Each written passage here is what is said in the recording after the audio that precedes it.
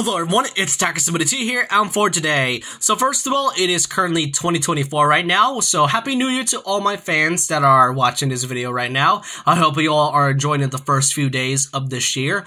But I think it's time we talk about a big glaring question that I've seen already from many people, especially Nintendo fans, and from Nintendo articles regarding about this question. Is it time for Nintendo to fully reveal the next big console? That being dubbed Nintendo Switch 2 or Nintendo Switch Pro or whatever you want to call it. I would just gotta call it Switch 2 for the sake of, time and all. And that's always been something that has been asked every single year, and many fans have been begging Nintendo to show off for a long time because, I mean, let's be clear. The Switch is really beloved, but really, the Switch is being loved way too much, especially from the fact that I've seen many hoping for a sequel to the big success of the console ever since it was first revealed back in 2019 with the Switch Lite, and many were really thinking that we were going to get a Switch Pro. Then in 2021, on October, we were then given the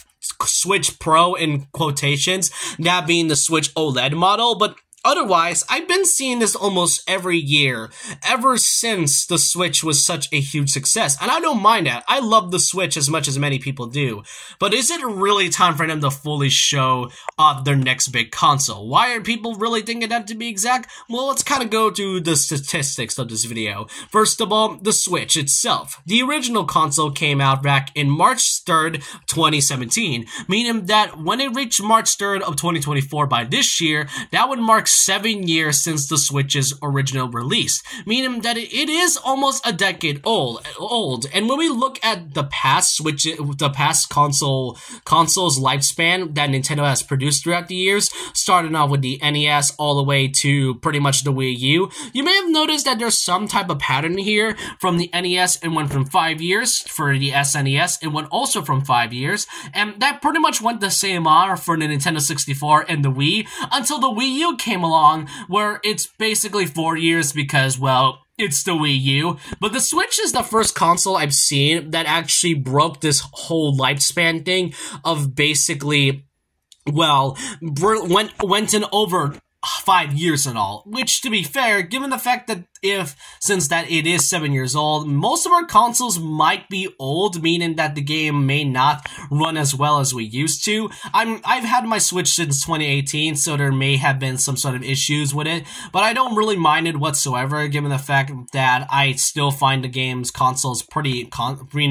functioning and all. And then another reason on why many were thinking that the Switch 2 on why it might happen are two specific games, or franchises to be exact: Mario and Metroid. Starting out with Mario, obviously it is the face of Nintendo. There's always going to be a new Mario game in any type of console, no matter where you go. But the thing about it though is that I've been seeing many hoping for a 3D Mario game on the next console, because to be fair, there's always been a huge big Mario game in like every single system that Nintendo has produced, and I've not seen many, and I mean I have never seen so many fans hoping for a Mario Odyssey sequel, because that's how great Odyssey was. Which, to be fair, I love Odyssey, but to be fair, I don't really personally see a sequel to a Mario Odyssey. I would really see a new 3D Mario game, but not an Odyssey sequel. That's really because I usually don't see sequels being made in the same console. And before you all say Mario Galaxy 2 is a thing, I mean, yeah, that is a thing, but in my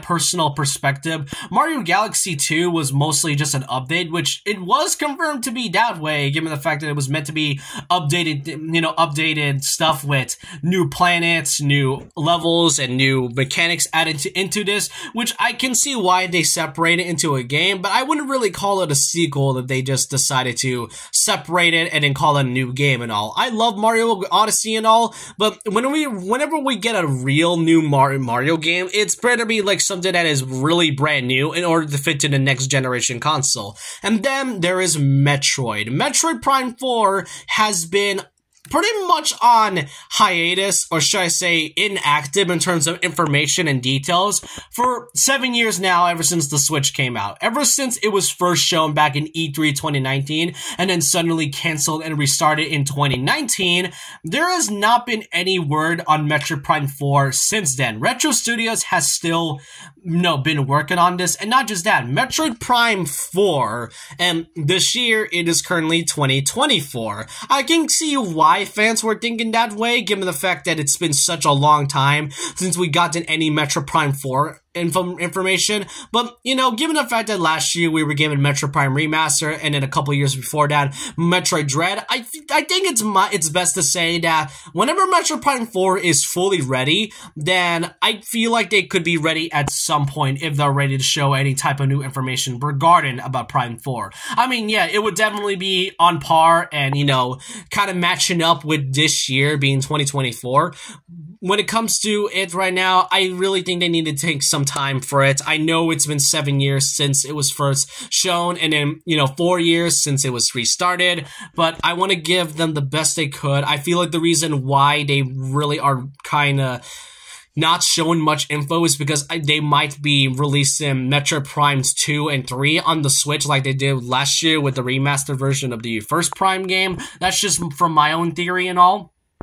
Another reason that many fans were hoping for a new one is also because of the controls. Now, the only ones that feel so great are the HoriPad Split Pros and the Pro controllers. The Joy-Cons are one of the most unacceptable game controllers I played. Not because of how tiny they are, but it's most obviously the drifting. The Joy-Con drip has always been a pain ever since the Switch came out back in 2017, and it's still a problem to this day. And I really don't want to risk sending my other Joy-Cons, which I've had since 2018, to Nintendo, because from what I've seen and heard, they could likely replace it with new ones without ever bothering replacing or even making any adjustments whatsoever. And not just that, even if you did fix it, it'll just start again in the next few months, meaning that you're pretty much going to be back to square one either way, depending on whichever Joy-Con it is. Now, for some players, I really might be aware that there are some players that don't have this sort of issue, but trust me, Joy-Con drips, if they're going to make another new console, they really have to fix the next controller in the next generation. It could be worse, it could be better, but it won't be slightly annoying as we've gotten currently right now. Along with it, the Switch Pro, for those who want a Switch Pro, I feel like this is the one I most agree with, and that's the backwards compatibility. For those who don't know, backwards compatibility is mostly just playing games that came from old consoles or old handhelds into said current console or handheld. For example, you can play 3DS games basically with the Yes games, and then you can play the Wii U games with the Wii games, GameCube games on the Wii. It's pretty much a win-win either way. And if the next system doesn't exactly have any Switch compatibility, then that would be really disappointing, especially with the fact that the new 3DS also had backwards compatibility for not just new 3DS games, but also old 3DS games that works on this system, making things pretty much better than what it is. This is one of the few times where I can see a Switch Pro pretty much happening if they have backwards compatibility. If they don't, then it's pretty much going to be a ride by there. It's definitely going to happen. I really hope that's the case even. And one glaring issue that I personally have with the current Switch is basically its UI menus for the main ones and the eShop ones. You know why? Because they are so boring and basic. The themes have been asked for by fans for so long, and to this day, 7 years later, while we did get folders, we still haven't gotten any big themes to match with the game's aesthetic, like a Mario or Zelda themed background. Instead, we just have the default white and black one we've gotten throughout the years. The 3DS and Wii U had themes, and despite the Wii U's biggest flaws, at least it had something charming to make things pretty grim. There's no music in the background, it's bare bones, it doesn't feel great, and that also goes the same with the eShop UI menu, because if you look around here, the eShop doesn't have any music, and while it is fun to scroll through whatever games they have, it really doesn't feel as exciting as the 3DS, Wii's, or the Wii U's eShop screenshots because they had other bubbly effects that makes the whole shop charming and all. This one feels so minimalistic that it genuinely feels sad. Now, it's probably just me complaining because I'm nostalgic for like the old consoles, but given the fact that this is Nintendo we're talking about, I do hope they improve on the UI to make it at least more engaging and better as with the old ones. Now, despite all the things I've stated about the Switch Pro and thinking that it's time and all, there are still certain games that are coming out by this year. So far, we only know 4 Nintendo games, and there might be more to be revealed whenever the next Nintendo Direct by most likely February. We'll be showing way more games by this year. So far, we got Mario vs. Donkey Kong by February, Princess Peach's Showtime by March, Paper Mario The Thousand Year Door, which is supposed to be released by this year, unknown date as of right now, and by summer of this year, Luigi's Mansion 2 HD. These are games that are currently coming out this year, and those are only 4. Imagine when they reveal more games by next month, then it's still going to be a huge thing. Remember, there are still certain games that haven't come out yet, such as that new Professor Layton game by Level 5 Games, which it really goes to show that even though I've stated a lot of things about the current Switch's issues, there's still a lot more that are coming that I really want to give Nintendo some time, because let's be honest, I